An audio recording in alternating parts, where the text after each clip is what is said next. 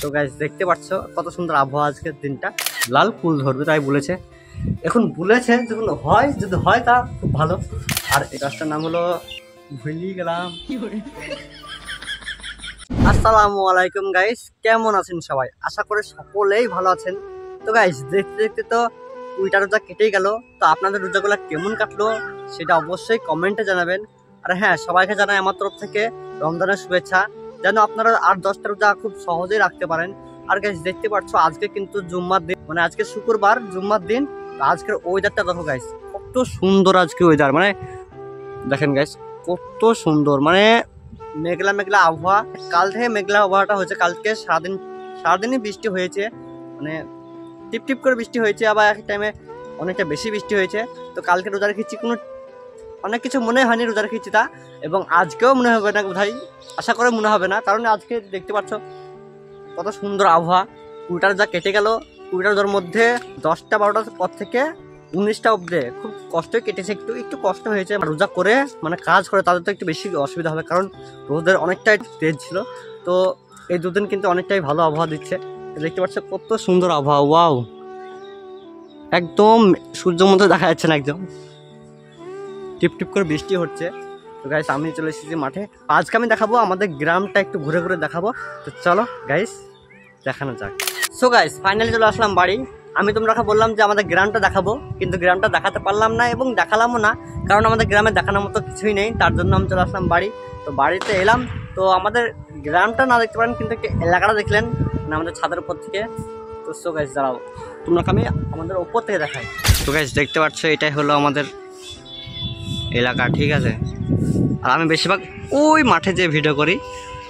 তো গাইস দেখতে পাচ্ছ কত সুন্দর আবহাওয়া আজকের দিনটা। আর হ্যাঁ, আমি কিন্তু কয়েকটি গাছ মানে লাগিয়েছি, সেগুলো কত সুন্দর হয়েছে সেটা আমি তোমরা আজকে দেখাবো। আসলে গাইস এই গাছগুলো আমি লাগাইনি, আমার একটু মানে ক্যামেরার দিকে তাকিয়েছিলাম তো একটু মানে ফুঁসকি বেরিয়ে গিয়েছে, আমি লাগাচ্ছি, মানে আমার ভাইয়া লাগাইছে, দাদা লাগাচ্ছে।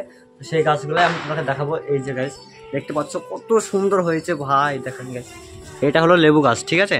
এটা সরু চারা কিনলে এসেছিল, কতটা লেবু ধরেছে, 1টা লেবু, 2টো লেবু, ওই সাইডে অনেকটা লেবু ধরেছে, কিন্তু এইটাও একটা।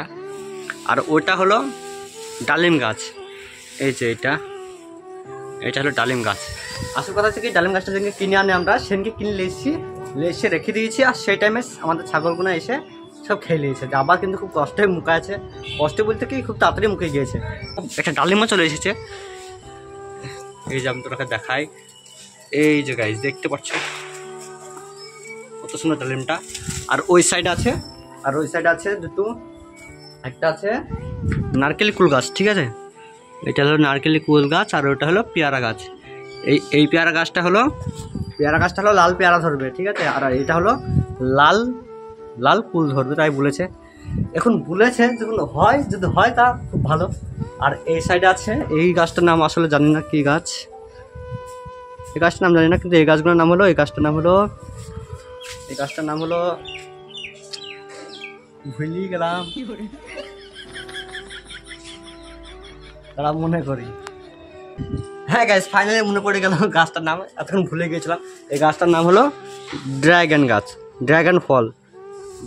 আমি আসলে খাইনি, কিন্তু আমার ভাইয়ের খুব শখ, দাদার খুব শখ, তার জন্যই লাগাইছে গাছগুলা। দেখতে পাচ্ছ কত সুন্দর লাগছে গাছগুলা। আসলে একটাও কিন্তু টবে লাগাইনি, সেই পানির ভর থাকে না, সেই জারেই লাগাচ্ছে, দেখতে পাচ্ছ। তো হ্যাঁ গাইস, আমার ভিডিওগুলো কে কোথাও মনে দেখো সেটা অবশ্যই আমাকে কমেন্টে জানাবেন। আর একটা কথা গাইস, সবাই কিন্তু রোজা রাখার চেষ্টা করবেন, কারণ এই মাসটা বারবার আসে না। যে 11 মাস আমরা বসে খাই, কিন্তু একটা মাস আমরা আল্লাহর রাস্তায় দিতে পারবো না। তো গাইস সেটাই আমরা যদি না রাখতে পারি, তাহলে আমরা কিসের মুসলমান? সো গাইস তার জন্যই বলছি রোজা রাখার চেষ্টা করবেন।